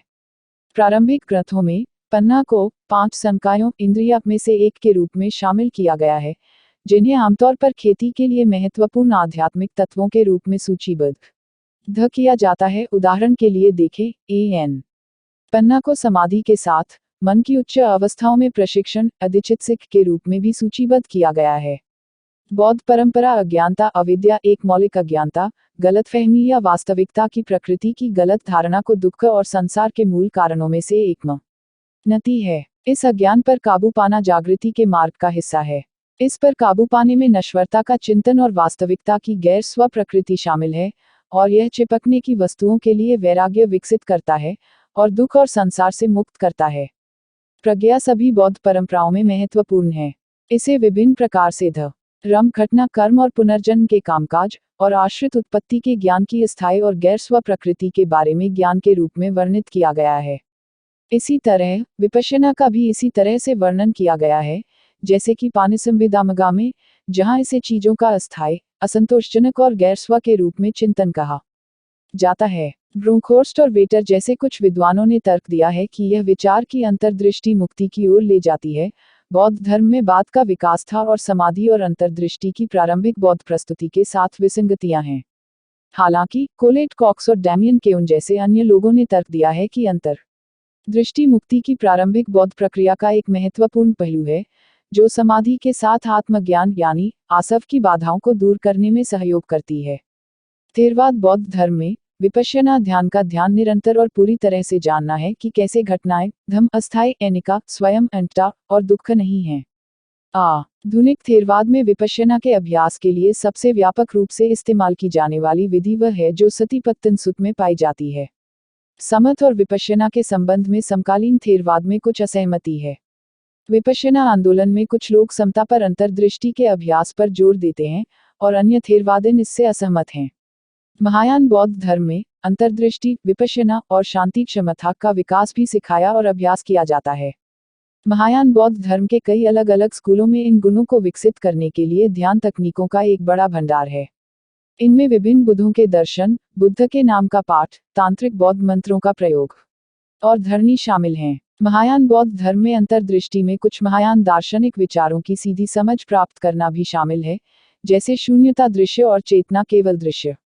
यह ध्यान ग्रंथों में देखा जा सकता है, जैसे कमलाला के भवनाक्रम, ध्यान के चरण, 9वीं शताब्दी, जो योगाकार मध्यमा का परिप्रेक्ष्य से अंतर्दृष्टि विपश्यना सिखाता है। भक्ति हार्वे के अनुसार बौद्ध धर्म के अधिकांश रूप साधा, सख्त श्रद्धा, भरोसेमंद आत्मविश्वास या विश्वास को एक ऐसे गुण के रूप में मानते हैं जिसे ज्ञान द्वारा संतुलित किया जाना चाहिए, और ध्यान की तैयारी या संगत के रूप में। इस भक्ति के कारण एसकेटी भक्ति पाली भट्टी अधिकांश बौद्धों के अभ्यास का एक महत्वपूर्ण हिस्सा है। भक्ति प्रथाओं में अनुष्ठान, प्रार्थना, साष्टांग प्रणाम, प्रसाद, तीर्थयात्रा और जप शामिल हैं। बौद्ध भक्ति आमतौर पर किसी वस्तु, छवि या स्थान पर केंद्रित होती है जिसे पवित्र या आध्यात्मिक रूप से प्रभावशाली माना जाता है। भक्ति की वस्तुओं के उदाहरणों में बुद्ध और बोधिसत्व, स्तूप और बोधि वृक्षों की पेंटिंग या मूर्तियां शामिल हैं। भक्ति और औपचारिक के लिए सार्वजनिक समूह जप सभी बौद्ध परंपराओं के लिए सामान्य है और प्राचीन भारत में वापस जाता है, जहां मौखिक रूप से प्रसारित शिक्षाओं को याद रखने में सहायता प्राप्त होती है। सामान्य सूत्रों या मंत्रों के बार बार जप की गणना के लिए सभी बौद्ध परंपराओं में माला नामक माला का उपयोग किया जाता है। इस प्रकार जप एक प्रकार का भक्तिपूर्ण सामूहिक ध्यान है जो शांति की ओर ले जाता है और बौद्ध शिक्षाओं का संचार करता है। पूर्वी एशियाई शुद्ध भूमि बौद्ध धर्म में बुद्ध अमिताभ की भक्ति मुख्य प्रथा है। निचिरेन बौद्ध धर्म में कमल सूत्र की भक्ति मुख्य प्रथा है। थेरवाद बौद्ध धर्म में पूजा जैसी भक्ति प्रथाएं एक आम प्रथा रही हैं, जहां देवताओं और विशेष रूप से बुद्ध की छवियों को प्रसाद और सामूहिक प्रार्थना की जाती है। कारेल वन और अन्य विद्वानों के अनुसार थेरवाद बौद्ध धर्म में भक्ति पूजा एक महत्वपूर्ण प्रथा रही है और गहरी भक्ति शुरुआती दिनों से शुरू होने वाली बौद्ध परंपराओं का हिस्सा है। गुरु भक्ति भारत तिब्बत बौद्ध धर्म का एक केंद्रीय अभ्यास है। गुरु को आवश्यक माना जाता है और बौद्ध भक्त के लिए गुरु वज्रयान आध्यात्मिक गतिविधियों में प्रबुद्ध शिक्षक और कर्मकांड गुरु है। बुद्धत्व चाहने वाले के लिए गुरु बुद्ध धर्म और संघ हैं। 12वीं शताब्दी के बौद्ध विद्वान साधनामाला ने लिखा है। थेरवाद और जैन बौद्ध धर्म में शिक्षकों की वंदना और आज्ञाकारिता भी महत्वपूर्ण है। शाकाहार और पशु नैतिकता, अहिंसा, खाने रहित के भारतीय सिद्धांत के आधार पर बुद्ध की नैतिकता सभी जानवरों सहित सभी संवेदनशील प्राणियों को नुकसान पहुंचाने की कड़ी निंदा करती है। इस प्रकार उन्होंने ब्राह्मणों के पशु बलि के साथ साथ शिकार और भोजन के लिए जानवरों की हत्या की निंदा की। इसने बौद्ध राजाओं द्वारा विभिन्न नीतियों का नेतृत्व किया, जैसे कि अशोक का मतलब जानवरों की रक्षा करना था, जैसे कि कोई वध दिवस की स्थापना और कुछ परिस्थितियों में शिकार पर प्रतिबंध। हालांकि प्रारंभिक बौद्ध ग्रंथों में बुद्ध को मठवासियों को मांस खाने की अनुमति के रूप में दर्शाया गया है। ऐसा प्रतीत होता है क्योंकि मठवासी अपने भोजन के लिए भीख मांगते थे और इस प्रकार उन्हें जो भी भोजन दिया जाता था उसे स्वीकार करना चाहिए था। यह इस नियम से संयमित था कि मांस को न गुना साफ होना चाहिए, जिसका अर्थ है कि उन्होंने नहीं देखा था, नहीं सुना था और यह संदेह करने का कोई कारण नहीं था कि जानवर को मार दिया गया था ताकि मांस उन्हें दिया जा सके। उद्धरण चिन्ह। इसके अलावा जबकि बुद्ध ने अपने प्रवचनों में शाकाहार को स्पष्ट रूप से बढ़ावा नहीं दिया, उन्होंने कहा कि मांस व्यापार से की आजीविका प्राप्त करना अनैतिक था।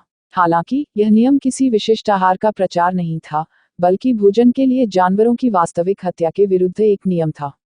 एक प्रसिद्ध विद्वता भी थी जो बौद्ध समुदाय में तब हुई जब देवदत्त ने शाकाहार को अनिवार्य बनाने का प्रयास किया और बुद्ध असहमत थे। इसके विपरीत विभिन्न महायान सूत्र और ग्रंथ जैसे महापरिनिर्वाण सूत्र, सुरंगमा सूत्र और लंकावतार सूत्र में कहा गया है कि बुद्ध ने करुणा से शाकाहार को बढ़ावा दिया। शांतिदेव जैसे भारतीय महायान विचारकों ने मांस के परिहार को बढ़ावा दिया। पूरे इतिहास में यह मुद्दा कि क्या बौद्धों को शाकाहारी होना चाहिए, एक बहुत बहस का विषय बना हुआ है और आधुनिक बौद्धों के बीच इस मुद्दे पर कई तरह की राय है। पूर्वी एशियाई बौद्ध धर्म में अधिकांश मठवासियों के शाकाहारी होने की उम्मीद की जाती है और इस अभ्यास को बहुत ही पुण्य के रूप में देखा जाता है और इसे कुछ धर्मनिष्ठ लोगों द्वारा अपनाया जाता है। श्रीलंका और दक्षिण पूर्व एशिया में अधिकांश थेरवादीन शाकाहार का अभ्यास नहीं करते हैं और जो कुछ भी आम समुदाय द्वारा दिया जाता है वह खाते हैं, जो ज्यादातर शाकाहारी भी नहीं होते हैं।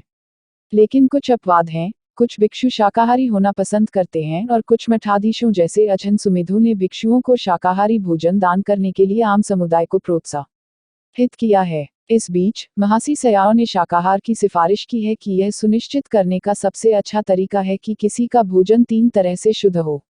साथ ही नया धार्मिक आंदोलन शांति अशोक शाकाहार को बढ़ावा देता है। पीटर हार्वे के अनुसार थेरवाद दुनिया में शाकाहार सार्वभौमिक रूप से प्रशंसित है, लेकिन बहुत कम अभ्यास किया जाता है। हत्या के खिलाफ नियम के कारण कई बौद्ध देशों में मांस व्यापार में काम करने वाले अधिकांश कसाई और अन्य गैर बौद्ध हैं। इसी तरह अधिकांश तिब्बती बौद्धों की ऐतिहासिक रूप से शाकाहारी नहीं होने की प्रवृत्ति रही है। हालांकि कुछ शाकाहारी समर्थक तिब्बतियों द्वारा कुछ मजबूत बहस और शाकाहारी समर्थक तर्क दिए गए हैं। कुछ प्रभावशाली हस्तियों ने पूरे इतिहास में शाकाहार के पक्ष में बात की और लिखा है, जिसमें शपकर और 17वें करमापा ओगिन ट्रिनले दोर्जे जैसे प्रसिद्ध व्यक्ति शामिल हैं, जिन्होंने अपने सभी मठों में शाकाहार को अनिवार्य किया है। इतिहास। ऐतिहासिक रूप से बौद्ध धर्म की जड़ें पहली सहस्राब्दी ईसा पूर्व के मध्य के आसपास लौह युग भारत के धार्मिक विचार में निहित हैं। यह महान बौद्धिक किण्वन और सामाजिक सांस्कृतिक परिवर्तन की अवधि थी जिसे द्वितीय शहरीकरण के रूप में जाना जाता है, जो कस्बों और व्यापार के विकास, उपनिषदों की संरचना और श्रमण परंपराओं के ऐतिहासिक उद्भव द्वारा चिन्हित है। वैदिक परंपरा में उपनिषदों के रूप में और श्रमण आंदोलनों के माध्यम से वैदिक परंपरा के बाहर नए विचारों का विकास हुआ। श्रमण शब्द कई भारतीय धार्मिक आंदोलनों को संदर्भित करता है, लेकिन बौद्ध धर्म, जैन धर्म और अन्य जैसे कि जीविका सहित ऐतिहासिक वैदिक धर्म से अलग है। 6ठी शताब्दी ईसा पूर्व बुद्ध, पूर्व महावीर से पहले भारत में कई श्रमण आंदोलनों का अस्तित्व माना जाता है, और ये भारतीय दर्शन की आस्तिक और नास्तिक दोनों परंपराओं को प्रभावित करते हैं।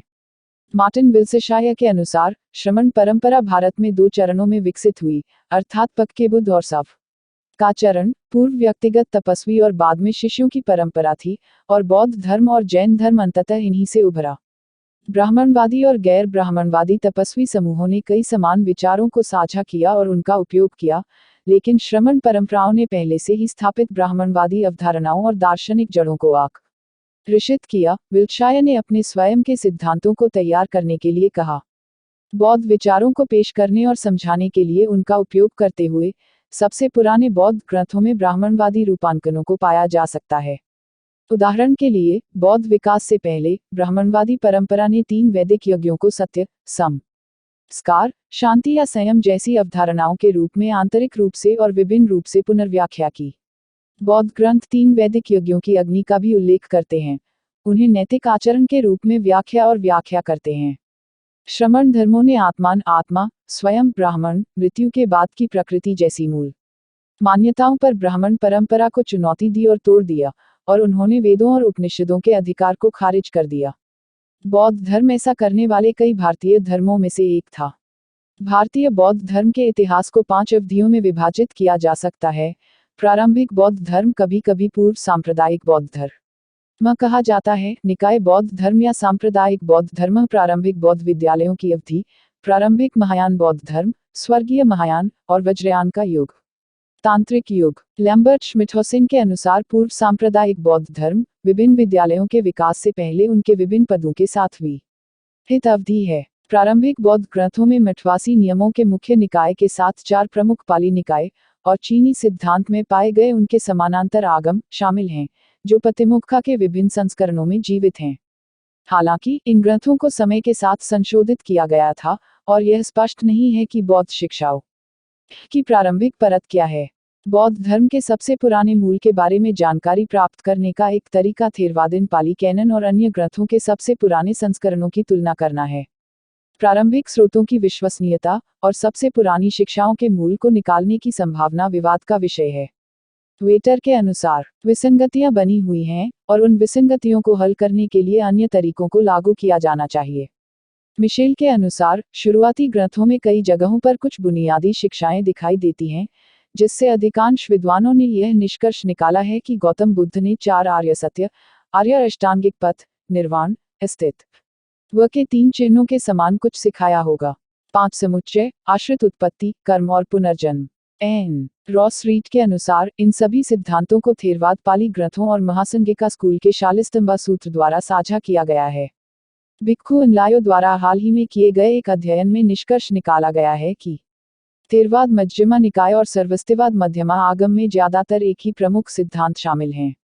रिचर्ड सोलोमन, गांधार ग्रंथों के अपने अध्ययन में जो प्रारंभिक प्रवचनों वाली सबसे प्रारंभिक पांडुलिपियां हैं, ने पुष्टि की है कि उनकी शिक्षाएं गैर महायान बौद्ध धर्म के अनुरूप हैं, जो आज श्रीलंका और दक्षिण पूर्व एशिया के थेरवाद स्कूल में जीवित हैं, लेकिन जिसका प्राचीन काल में 18 अलग अलग विद्यालयों द्वारा प्रतिनिधित्व किया जाता था।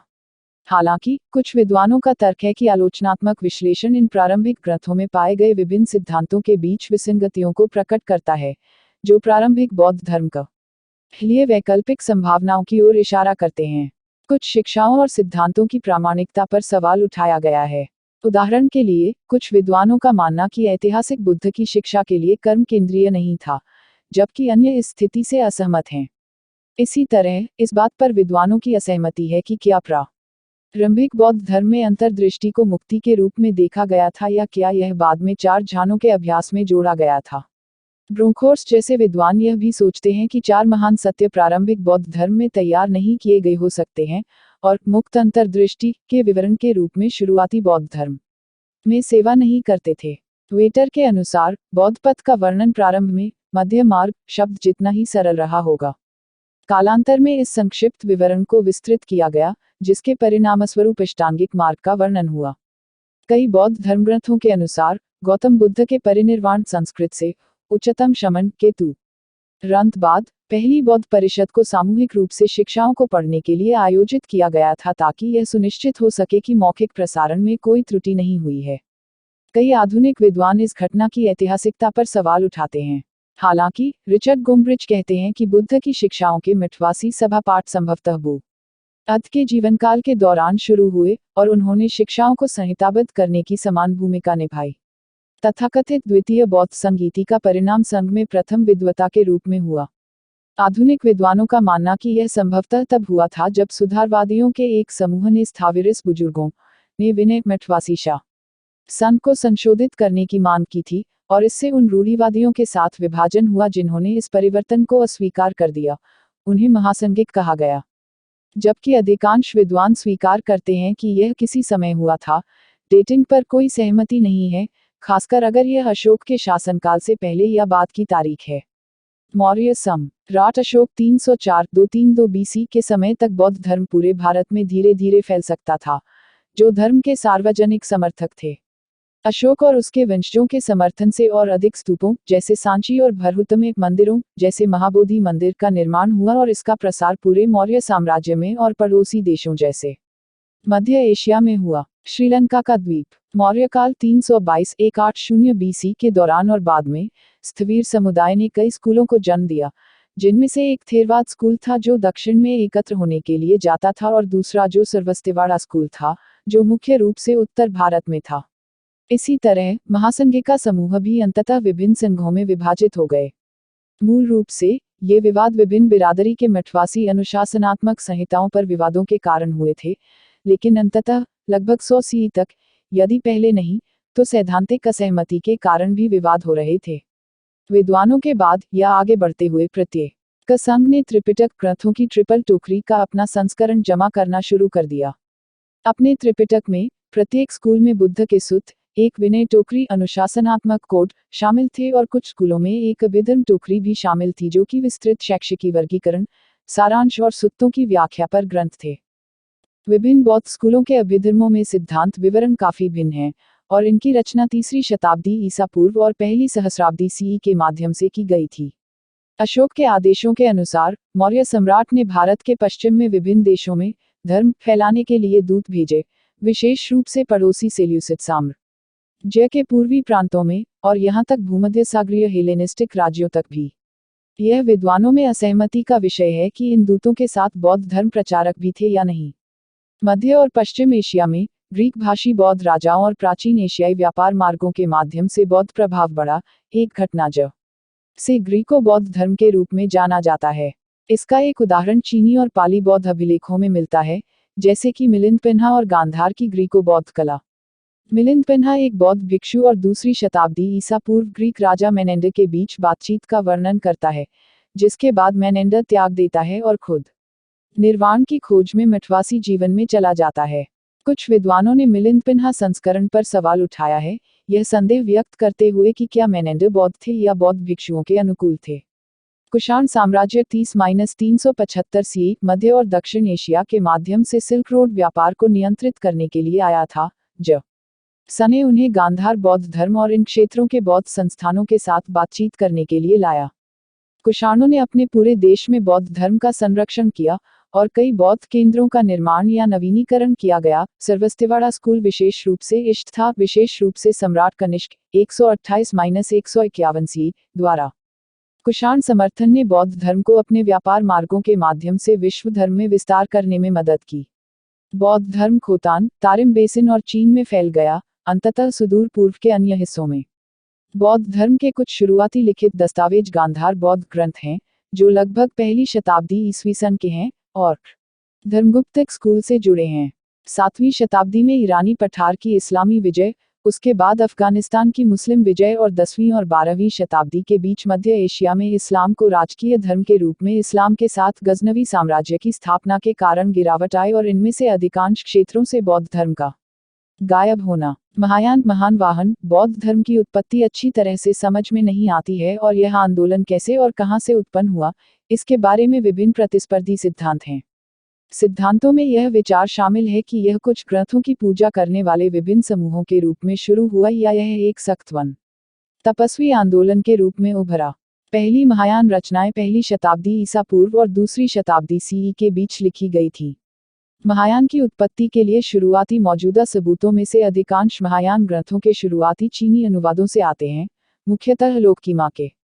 दूसरी शताब्दी सी। कुछ विद्वानों ने पारंपरिक रूप से प्राचीन महायान सूत्रों को प्रज्ञापारमिता श्रृंखला के पहले संस्करणों के साथ साथ अकोव्य से संबंधित ग्रंथों को शामिल करने के लिए माना है, जो संभवतः भारत के दक्षिण में पहली शताब्दी ईसा पूर्व में रचे गए थे। इस बात का कोई सबूत नहीं है कि महायान ने कभी एक अलग औपचारिक स्कूल या बौद्ध धर्म के संप्रदाय का उल्लेख किया, एक अलग मठवासी कोड विनय के साथ, बल्कि यह कि यह बोधिसत्वों के लिए आदर्शों और बाद के सिद्धांतों के एक निश्चित समूह के रूप में अस्तित्व में था। भारत आने वाले चीनी भिक्षुओं द्वारा लिखे गए अभिलेखों से संकेत मिलता है कि महायान और गैर महायान भिक्षु दोनों एक ही मठों में पाए जा सकते हैं, इस अंतर के साथ कि महायान भिक्षु बोधिसत्व के आंकड़ों की पूजा करते हैं, जबकि गैर महायान भिक्षुओं ने ऐसा नहीं किया। ऐसा लगता है कि महायान शुरू में एक छोटा अल्पसंख्यक आंदोलन बना रहा, जो अन्य बौद्ध समूहों के साथ तनाव में था, व्यापक स्वीकृति के लिए संघर्ष कर रहा था। हालांकि 5वीं और 6ठी शताब्दी सीई के दौरान महायान बौद्ध धर्म का तेजी से विकास हुआ है, जो इस अवधि में पुरालेख और पांडुलिपि साक्ष्य में बड़ी वृद्धि से पता चलता है।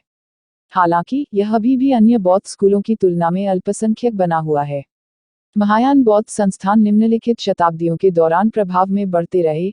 नालंदा 5वीं शताब्दी सी गुप्त सम्राट कुमारगुप्त प्रथम द्वारा स्थापित और विक्रमशिला धर्मपाल सी 783 से 820 के तहत स्थापित जैसे बड़े मठवासी विश्वविद्यालय परिसर काफी शक्तिशाली बन गए और प्रभावशाली। स्वर्गीय महायान की इस अवधि के दौरान 4 प्रमुख प्रकार के विचार विकसित हुए: माध्यमिक, योगाकार, बुद्ध प्रकृति, तथागत गर्भ और दिग्नागौर।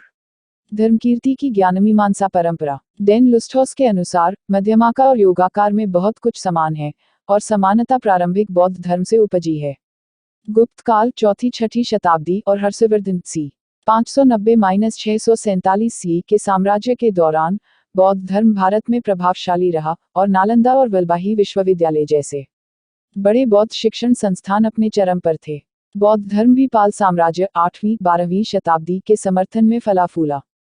गुप्त और पालों के तहत तांत्रिक बौद्ध धर्म या वज्रयान विकसित हुआ और प्रमुखता से बढ़ा। इसने नई प्रथाओं को बढ़ावा दिया, जैसे कि मंत्र, धरनी, मुद्रा, मंडल और देवताओं और बुद्धों के दृश्य का उपयोग और साहित्य का एक नया वर्ग, बौद्ध तंत्र विकसित किया। बौद्ध धर्म के इस नए गूढ़ रूप का पता महासिद्धों नामक भटकते योगी जादूगरों के समूहों में लगाया जा सकता है। प्रारंभिक वज्रयान की उत्पत्ति का प्रश्न विभिन्न विद्वानों द्वारा उठाया गया है।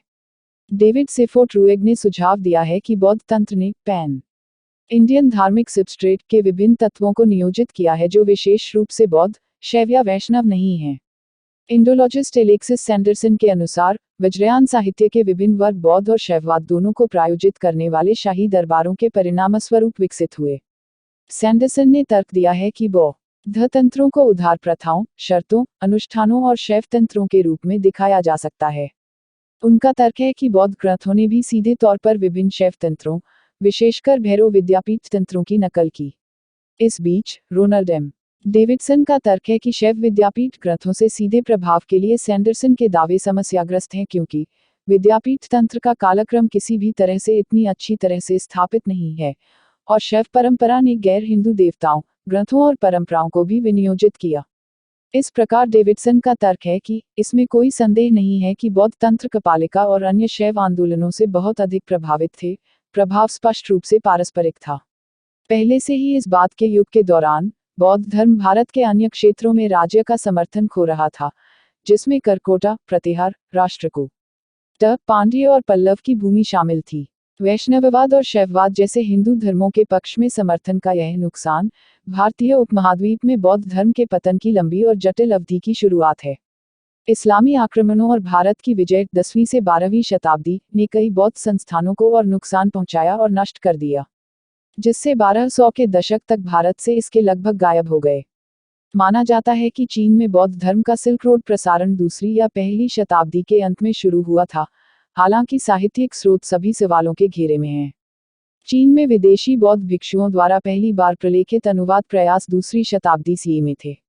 शायद कुषाण साम्राज्य के तारिम बेसिन के चीनी क्षेत्र में विस्तार के परिणामस्वरूप चीनी में अनुवादित पहले प्रलेखित बौद्ध ग्रंथ पार्थियन एंड शिगाओ 148-180 सी के हैं।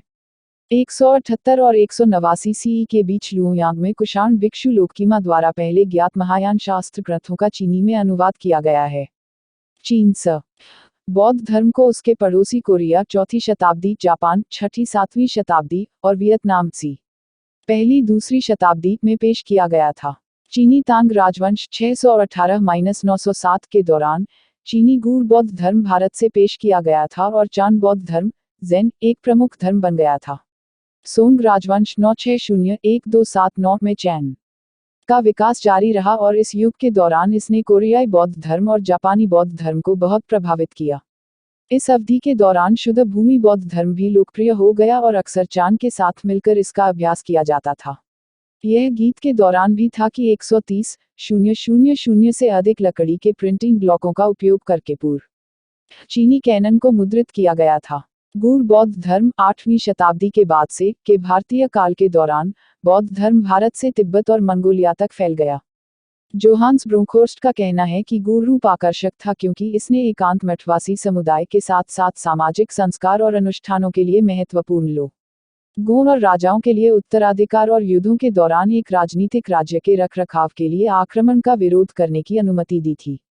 मध्य युग के दौरान भारत में बौद्ध धर्म का धीरे धीरे पतन हुआ, जबकि यह फारस और मध्य एशिया से गायब हो गया क्योंकि इस्लाम राज्य धर्म बन गया। थेरवाद स्कूल 3री शताब्दी ईसा पूर्व में श्रीलंका में आया था। 5वीं शताब्दी CE Myanmar, Malaysia, Indonesia, Thailand, Cambodia और तटीय वियतनाम के बाद श्रीलंका दक्षिण पूर्व एशिया में फैलने का आधार बन गया। सोमहंसवाड़ी साम्राज्य 1287-1552 के दौरान बर्मा में थेरवाद बौद्ध धर्म प्रमुख धर्म था। यह खमेर साम्राज्य में 13वीं और 14वीं शताब्दी के दौरान और थाई सुखोथाई साम्राज्य में रामखमहिंग 1237-1247-1298 के शासनकाल के दौरान भी प्रभावी हो गया।